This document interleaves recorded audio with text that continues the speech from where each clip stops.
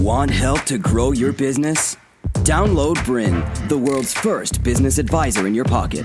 To find out more, visit BRiN.ai or search the App Store today.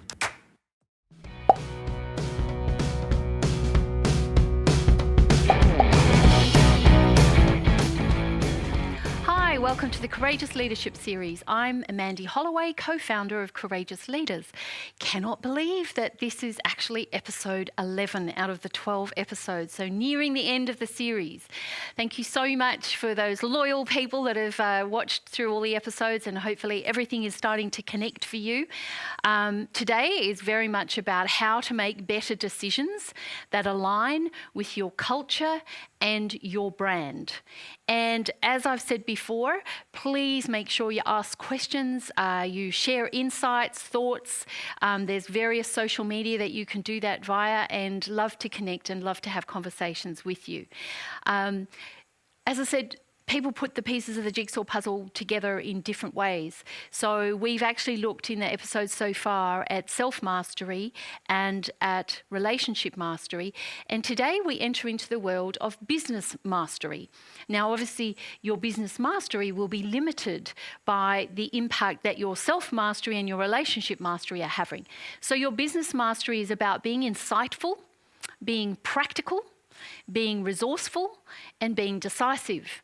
But that's going to be limited if you don't have confidence, conviction, and courage in your self-mastery, and if you don't have the confidence, conviction, and courage in your relationship mastery. Then it will impact quite dramatically on your business mastery. So that's how they start all linking together. And you'll remember way back at the beginning of the episodes that we talked about the fact that we wanted you to be developing confidence, conviction, and courage in your leadership mastery, so that you would actually be in a space to have the courage to challenge and be challenged, and the courage to change and create a high-performing culture.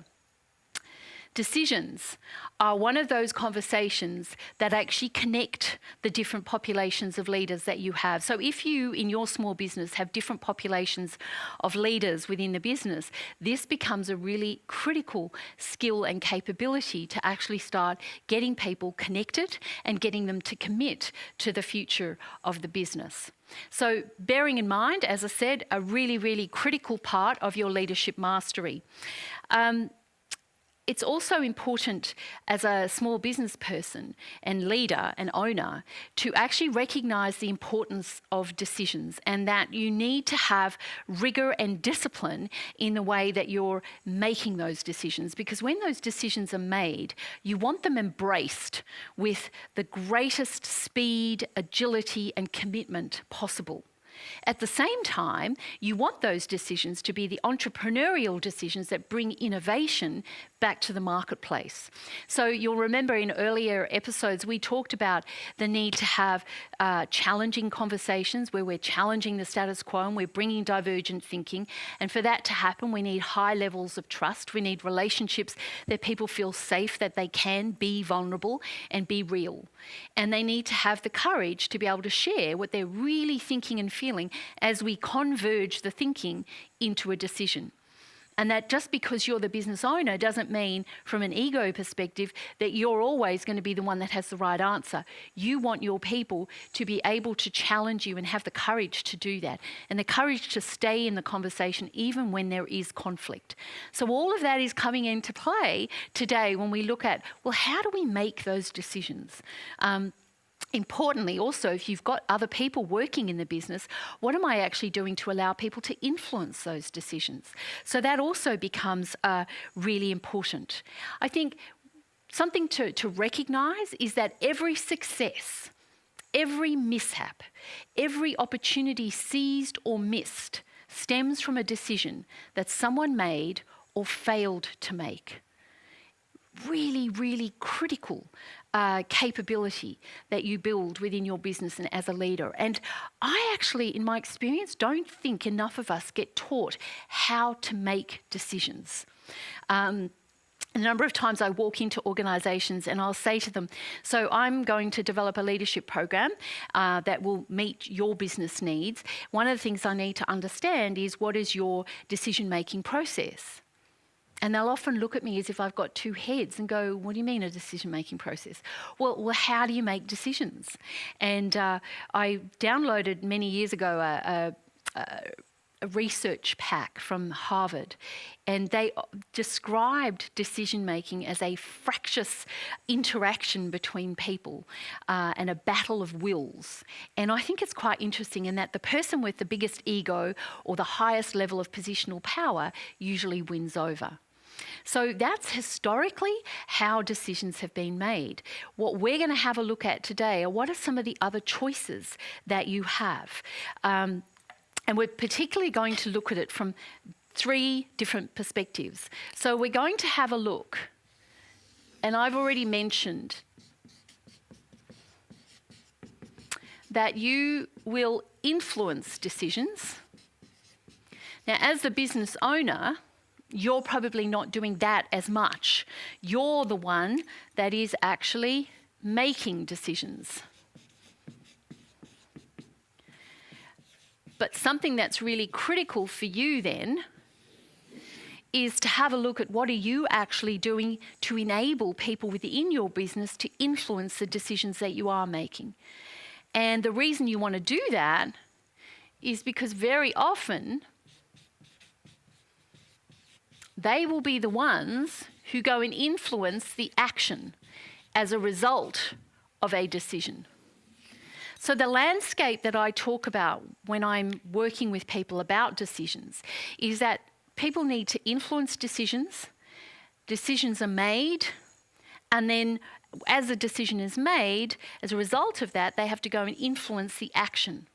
Now, if we also look at the fact that we want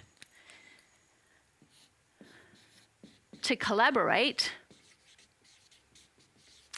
and, as we've just spoken about a moment ago, we also want to innovate.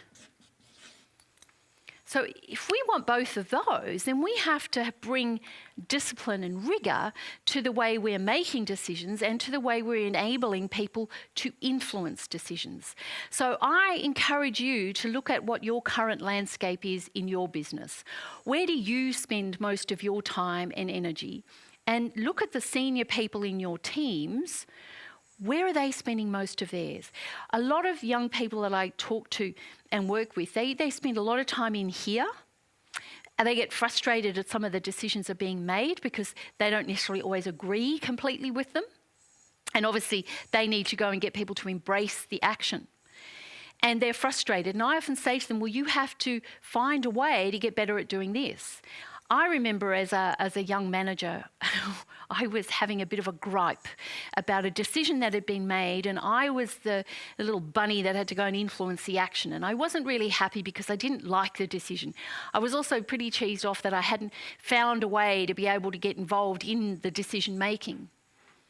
One of the senior partners overheard me having a little whinge as he was walking past, and he pulled me aside and he said, hey, instead of putting so much energy into having a whinge about a decision that you don't like, he said, one of the things I would think about is that your personal brand obviously wasn't good enough for you to be invited to the decision-making table. Maybe you should work on your personal brand a little more. It's like, bang! I remembered that. And it was actually true. I did. If I wasn't at the decision-making table, or at the very least able to influence the decision, it came back to my self-mastery and what was I doing from a personal brand perspective to actually create the desire for people to have me at that decision-making table and go, we're making a decision about this. We really need to get Mandy involved. We value her opinions and her ideas. So I think that's something really important to remember. And even as a business owner, if you've got external shareholders or joint venture, capitalists or somebody else involved, JVs, then maybe you have to be thinking about, if there are some of the decisions that are being made and you're not involved in them enough, what's your personal brand like? So that's something we're going to be looking at throughout this episode, is that influencing decisions, making decisions, and influencing action. When you're doing that, it becomes really important to remember, and this links back to what we looked at in the first episode, for those of you that joined me there, where we were looking at your personal preferences as the dominant hand of your personality.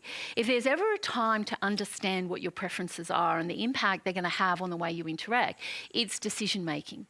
Because you'll see there's two ends of the spectrum, and they are very, very different in the way that you as a person will involve yourself in influencing decisions, making decisions, and influencing action. If you have a preference for making decisions using thinking, then what you're going to be doing is you're going to be very principle-centred. You're going to want your decision to be respected. You'll be seeking logical clarity around the right decision to make. And you'll be very objective, and you'll be looking, and your ultimate litmus test is that it's fair. On the other side, if you're using feelings, then what you're going to do is you're going to be very values-centred. It goes back to what we looked in episode 2, your personal values. And when you're making decisions, you're going to want those decisions aligned not only with your personal values, but also the values of the business. You're going to want your decision to be liked. So you're going to work with people to bring them on board. To continue enjoying this presentation, download BRiN, the world's first business advisor in your pocket. To find out more, visit BRiN.ai or search the App Store today.